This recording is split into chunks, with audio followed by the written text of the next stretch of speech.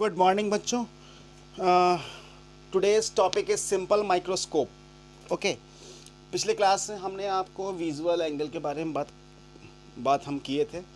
हाँ, visual angle वो angle जिस पर हम नेक्ड आई से बिना कोई लेंस, माइक्रोस्कोप या टेलीस्कोप कुछ कोई भी एपरेटस यूज़ ना करें और सिर्फ हम उसको कोई भी एपरेटस को हम सबसे मैक्सिमम मैग्नीफाई मतलब कि नॉर्मल आँख से हम देख सकें और सबसे अच्छा सबसे बड़ा और देखो छोटा कोई चीज़ रहेगा, दूर रहेगा, छोटा रहेगा, जैसे हम नज़दीक लाएंगे तो जब वो डिस्टेंस आँख से वो डिस्टेंस जब सबसे अच्छा और सबसे बड़ा हमको जब ऑब्जेक्ट दिखने लगेगा उस एंगल को हम बोलेंगे विजुअल एंगल। ओके, और जो हम अल्फा से रिप्रेजेंट करते हैं। ठीक है, आज हम पढ़ेंगे उसको जब मान लो कि हम नॉर्मल आँख से भी हम जो देख पा रहे हैं उससे भी अच्छा देखना, उससे बड़ा भी देखना, उससे ज़्यादा मैग्नीफाई देखना है, तब हम सिंपल माइक्रोस्कोप का यूज़ करते हैं।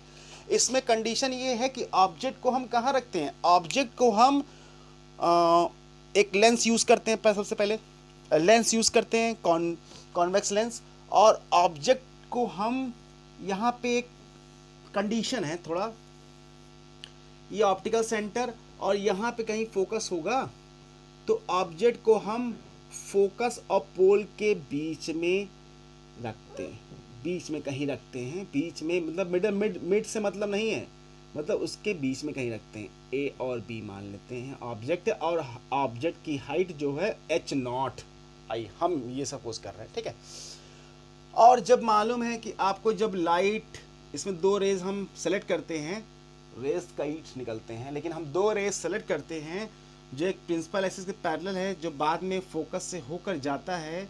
तो वो एक फोकस यहाँ भी होता है, एक फोकस यहाँ पर भी होता है। ठीक है, चलिए ये सब इमेज फॉर्मेशन की बातें आपको पहले से मालूम है। ठीक है, और एक ये है, ये क्या हो रहा है, ये दोनों क्या, ये दोनों जो रेज जा रही हैं ये दोनों रेज डाइवर्ज हो रही, मतलब ये कभी मिलने से रही, जब मिलेगा तभी इमेज बनेगा।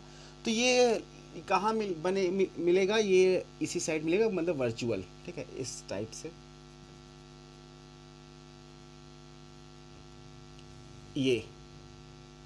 ये बना हमारा image, that is H I for height of image, that is A dash और B dash. Okay, that is image. अब हम बात यहाँ से करते हैं कि थोड़ा सा फिगर सही करते हैं। ओके, भाई फूल गया।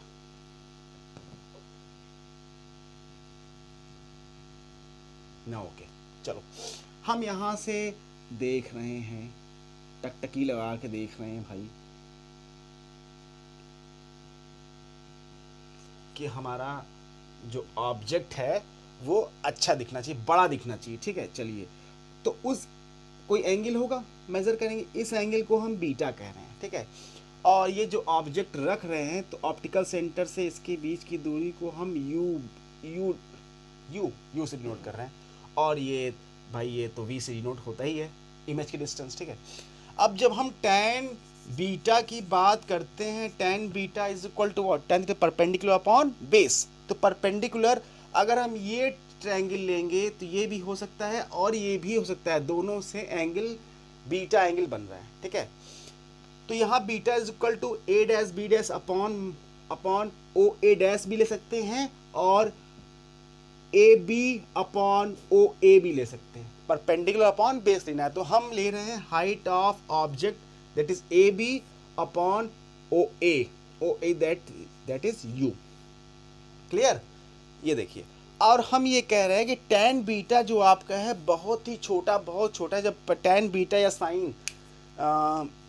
साइन थीटा या tan थीटा जब बहुत छोटा होता है, एंगल की वैल्यू जब थीटा जब बहुत छोटा होता है तो हम सीधे सीधा tan थीटा को सिर्फ थीटा यूज़ करते हैं। ठीक है, तो यहाँ पे हम यूज़ करेंगे beta is equal to h0 upon u. Clear, अब बात करते हैं विजुअल एंगल की, बात कर लेते हैं अल्फा की। ठीक है, क्योंकि हम मैग्नीफिकेशन पर आने वाले हैं। बात करते हैं विजुअल एंगल का। विजुअल एंगल याद है आपको, विजुअल एंगल की बात जब हुआ था, विजुअल एंगल जिसको हम अल्फा से डिनोट करते हैं, ये क्या है, जब कोई भी ऑब्जेक्ट को, जैसे यही ऑब्जेक्ट, इसी ऑब्जेक्ट को ले लिया तो ऑब्जेक्ट का तो हाइट तो सेम होगा, अब जो एंगल नॉर्मल हम जो देखेंगे, सबसे अच्छा जो एंगल देखेंगे वो हम डी मानते हैं। सबसे अच्छा जो हम इस ऑब्जेक्ट को देखेंगे वो हम क्या मानते हैं, डी पर, डी डिस्टेंस पर ये ऑब्जेक्ट रखा हुआ, और इस एंगल को हम अल्फा कहते हैं।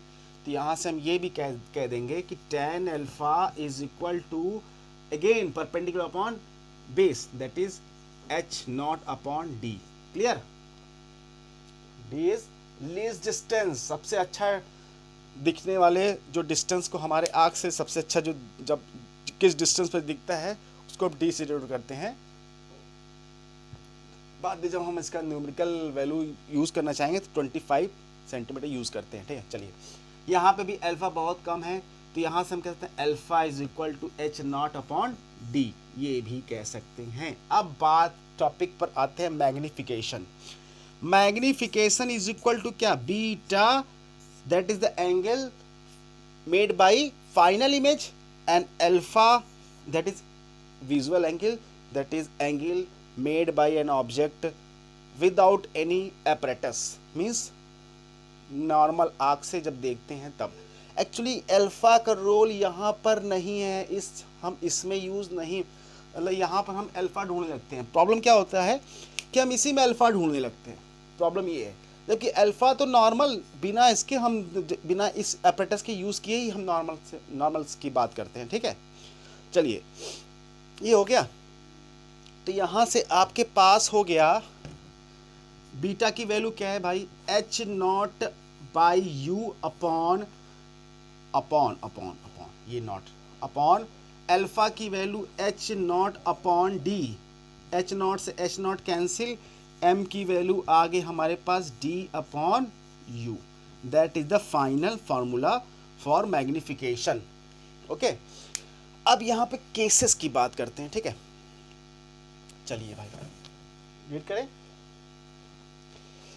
दिख रहा है आप लोग? ओके ओके, ठीक है, चलिए थोड़ा सा आइए इसको रहने देते हैं। अब बात करते हैं, अब हम बात करते हैं यहाँ पर कि कब हमको मैग्निफिकेशन चाहिए, मैक्सिमम मैग्निफिकेशन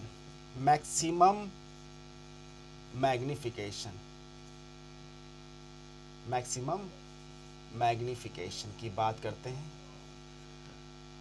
मैक्सिमम मैग्निफिकेशन कैसे मिलेगा हमको? अब सोचिए, मैक्सिमम मैग्निफिकेशन कब मिलेगा, जब हमारा इमेज कहाँ बनना चाहिए, जब हमारा इमेज डी पर बनना चाहिए। मींस u की वैल्यू तो u हम रखते ही हैं, यहाँ पर हम माइनस u रिप्रेजेंट करेंगे क्योंकि मतलब साइन कन्वेंशन के अकॉर्डिंग, और यहाँ पर जो v की वैल्यू है वो क्या है, d यूज करेंगे। d मतलब सबसे अच्छा। अब हम चाह रहे हैं कि मतलब और भी अच्छा, मतलब कि हम माइक्रोस्कोप से भी क्या और बड़ा देखें और अच्छा मैग्नीफाई देखें। ठीक है, क्या करेंगे, हम चाहेंगे इमेज हमारा कहाँ बने, इमेज हमारा 25 पे, क्योंकि हमको 25 या डी पर हमारा बहुत अच्छा ऑब्जेक्ट दिखता है। ठीक है, सबसे बड़ा, सबसे अच्छा, क्लियर, हाईली मैग्निफिकेशन, मतलब मैक्सिमम मैग्नीफाई कहाँ पर होता है, डी पर। क्या इमेज भी हमारा डी पर बने तब हमको अच्छा दिखे। लेकिन डी क्या है, साइन कन्वेंशन के अकॉर्डिंग देखेंगे तो डी हमेशा क्या बनेगा, virtual, left side negative. Okay, तो we know that 1 upon f is equal to 1 upon v minus 1 upon u। 1 upon f is equal to 1 upon, यहाँ से हमको मालूम चला हम v की वैल्यू क्या लिए, minus d, minus 1 upon u की वैल्यू माइनस u। क्या हो गया, 1 अपॉन f, और ये इधर साइड आएगा plus 1 upon d is equal to 1 upon u। ठीक है, put the value of 1 upon u in magnification, we get the final magnification for maximum magnification, highly magnification, जब मैग्निफिकेशन अच्छा होना चाहिए तब। तो क्या था, d बाई, इसको हम d इंटू 1 अपॉन u लिख सकते हैं कि नहीं, तो 1 अपॉन u की वैल्यू पुट कर देते हैं हम, 1 upon f plus 1 upon d। D को हम मल्टीप्लाई करते हैं अंदर, क्या हो जाएगा D by F plus D by D. Clear? इसको अब इसकी ज़रूरत नहीं, मिटा देते हैं इसको हम। तो क्या मिल गया हमको, this m is equal to ये 1 हो गया, अब plus D by F. This is the condition for maximum magnification. Magnify highly high होना चाहिए, अच्छा होना चाहिए वो, ठीक? क्लियर? अब बात करते हैं, लेकिन यहाँ पर हम मैग्नीफाई करेंगे तो हमारी आंखों पे थोड़ा सा प्रेशर पड़ेगा, क्योंकि देखो जब ऑब्जेक्ट हम कब नॉर्मल कंडीशन देखते हैं, अब थोड़ा सोच के बताओ भाई, नॉर्मल हम कब देखते हैं? नॉर्मल हम तब देखते हैं जब हम जब बहुत दूर रहता है, तब हम कोई चीज़ को नॉर्मल देखते हैं, ठीक है? अब जैसे मतलब देख रहे हैं बहुत दूर है, तो इसको मतलब बहुत दूर है, थोड़ा सा दूर है 10-20 मीटर दूरी पर, ठीक है? आँख की मतलब कि रेडियस के या फोकस के कंपैरिजन में 10-20 मीटर इनफाइनाइट दूरी माना जा रहा है, ठीक है? तो हम उतना दूर को देख रहे हैं, तो इस ये इनफाइनाइट दूरी पर है, तो हम नॉर्मल आँख से देख रहे हैं, भले ही थोड़ा क्लियर नहीं दिखाई दे। लेकिन जब 25 सेंटीमीटर पर जब हम डी डिस्टेंस पे करते, जैसे पास लाते हैं, हमारे आँख पे थोड़ा सा प्रेशर पड़ता है, ठीक है? आँख पे प्रेशर पड़ता है, मतलब अगर हमको कोई चीज़ अच्छा देखना है तो आँख पे जोर लगाना पड़ेगा, प्रेशर लगाना पड़ेगा, क्लियर? तब हमको ऐसा दिखेगा।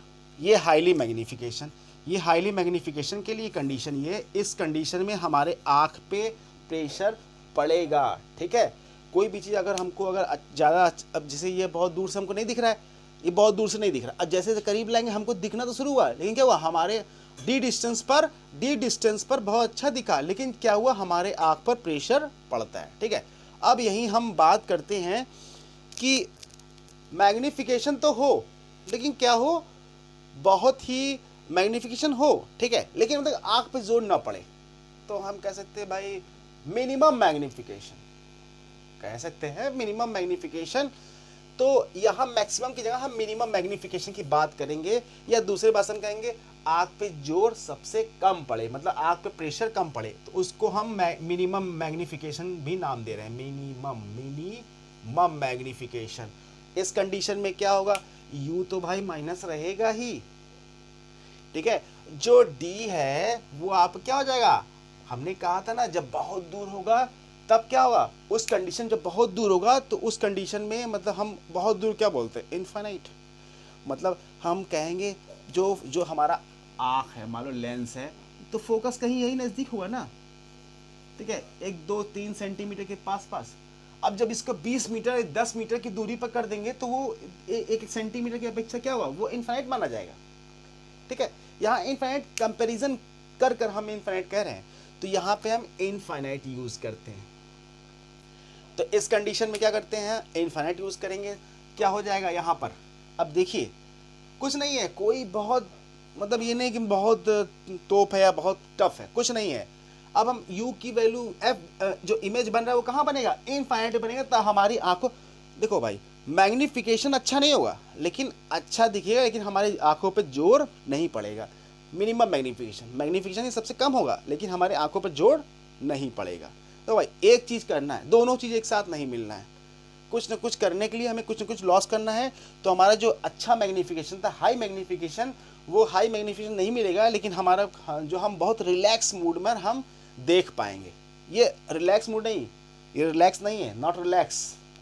हमारी आँख पर प्रेशर पड़ेगा तो रिलैक्स कहाँ हुआ, प्रेशर तब हम कोई चीज़ तभी देख पाएंगे, अच्छा भले नहीं दिखे, लेकिन क्या रिलैक्स, मतलब आँख पे प्रेशर ना पड़े। तो हम वो कंडीशन की बात कर रहे हैं जिसको हम रिलैक्स मैग्नीफिकेशन भी कह सकते हैं, रिलैक्स मैग्नीफिकेशन भी नाम दे सकते हैं, जिसको हम मिनिमम मैग्नीफिकेशन के नाम से कह रहे हैं। उस कंडीशन में हमारा, इस कंडीशन, चलो इसको रहने दे रहे, ये हाईली मैग्नीफिकेशन, ये हाई मैग्नीफिकेशन, मैक्सिमम मैग्नीफिकेशन के लिए है, ठीक है? ये मैक्स के लिए, यहीं पे मिनिमम की बात करें। अब देखिए यहाँ पे करते हैं, अब यहीं पे करते हैं, अब यहीं पे करते हैं हम लोग, अब यहीं पे हम लोग करते हैं बात, दिख रहा है आप लोग को ना, क्लियर, गुड। चलिए यहाँ पे हम लोग को दिख रहा है। अब हम क्या करते हैं,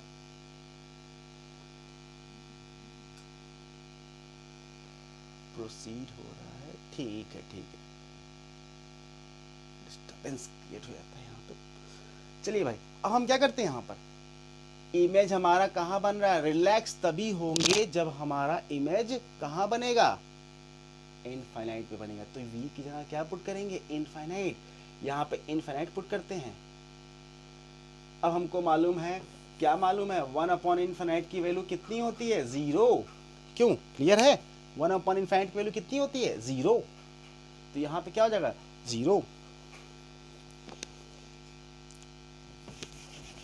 तो हम कह सकते हैं 1 अपॉन F is equal to 1 upon, ये तो 0 हो गया ना, और ये minus minus plus on U, ये put the value of magnification, जो हम जानते हैं m की वैल्यू क्या होता है, क्या होता है भाई, m की वैल्यू क्या होती है, d बाई यू,